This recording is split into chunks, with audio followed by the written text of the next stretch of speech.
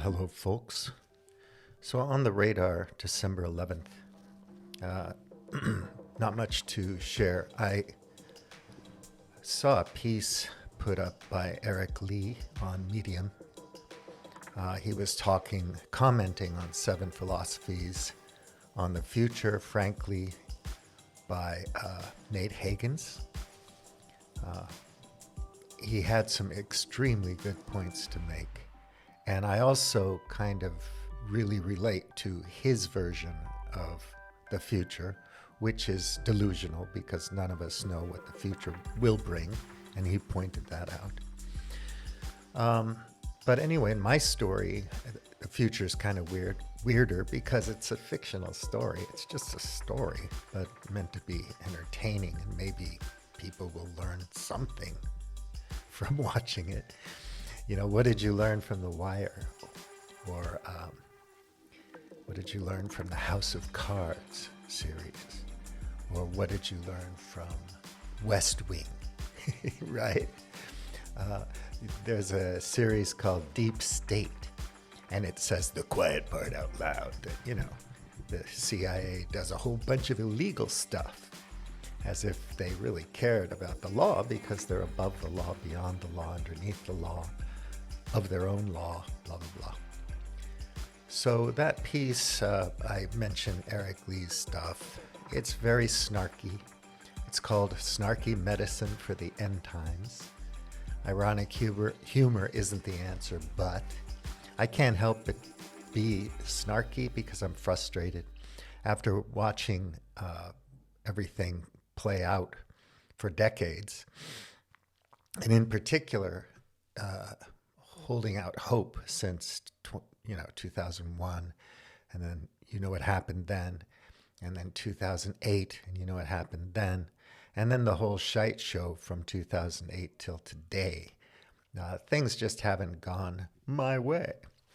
So I've kind of lost faith in the agency of people. It just doesn't seem like we have the will to take control.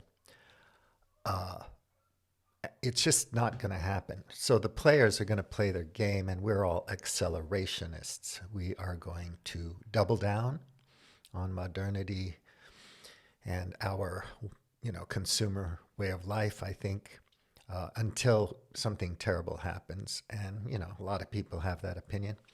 But what really frustrates me and irks me is all the conversationalists. So what I mean by that are all the people on the tubes, on the telly, on cable, who have their opinions and have their, guests rotating from one podcast, one channel to another, giving their spiel. Some of them are sincere experts doing good work.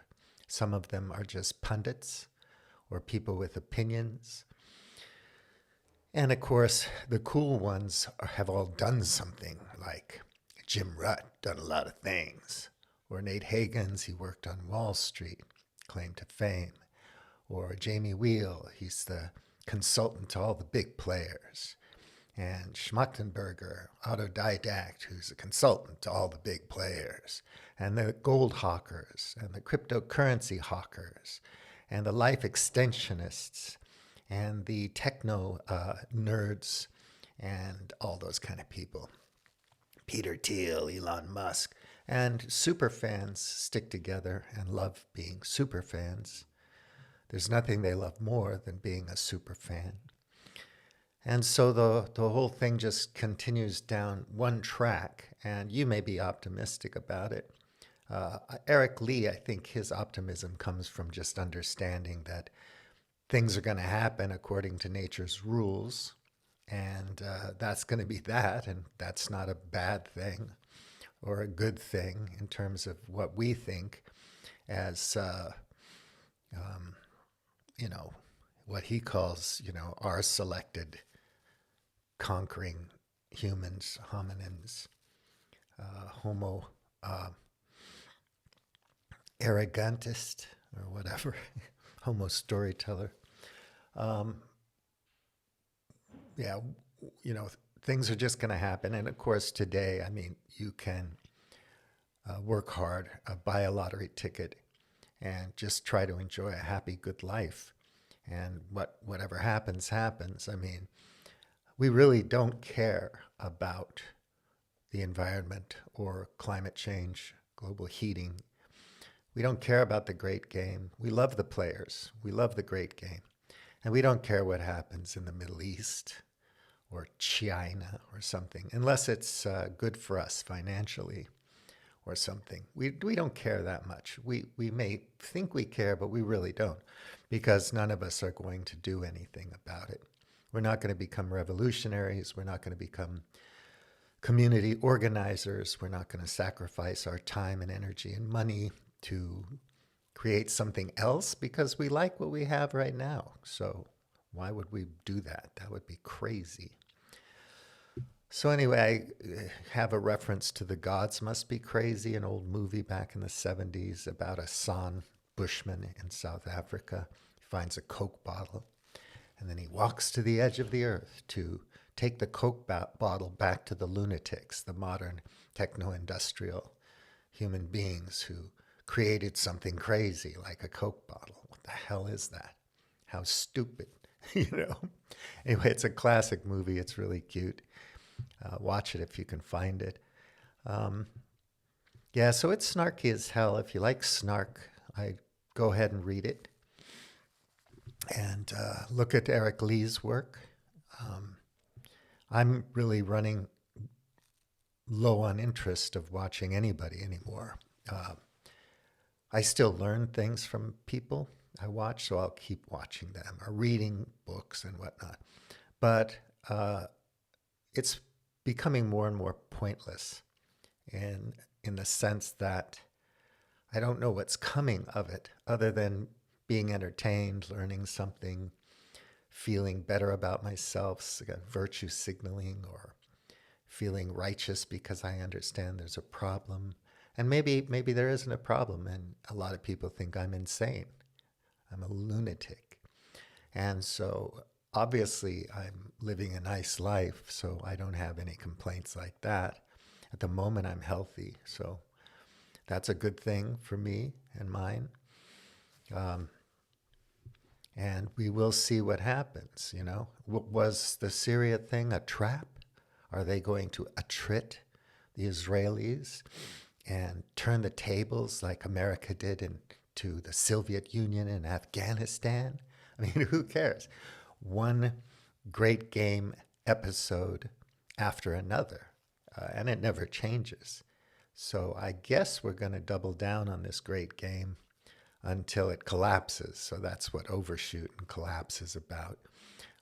The players just won't be able to play anymore for a while. And Eric Lee speculates that even if, let's say, I'm just thinking out loud, we get down to 5,000 people left on Earth, and after a while things kind of bounce back in terms of habitat and our ecosystems, and we start to grow again and conquer again and kind of repeat the same cycle of developing.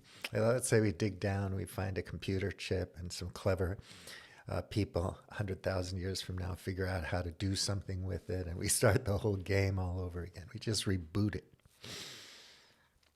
My story's a bit different. It's got layers to it, but yeah, it's definitely possible that that happens, right?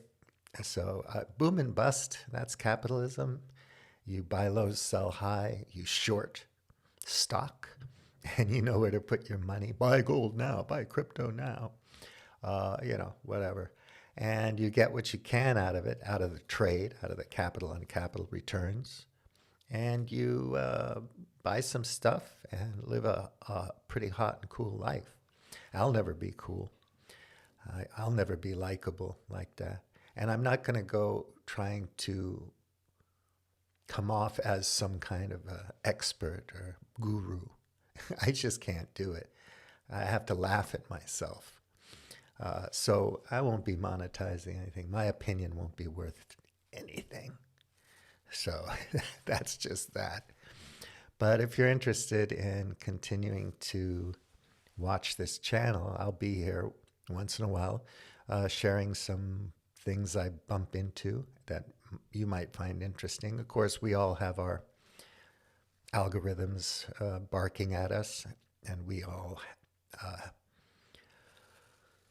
are residents of our own bubbles, our own information spheres. And so all of us can access whatever I access.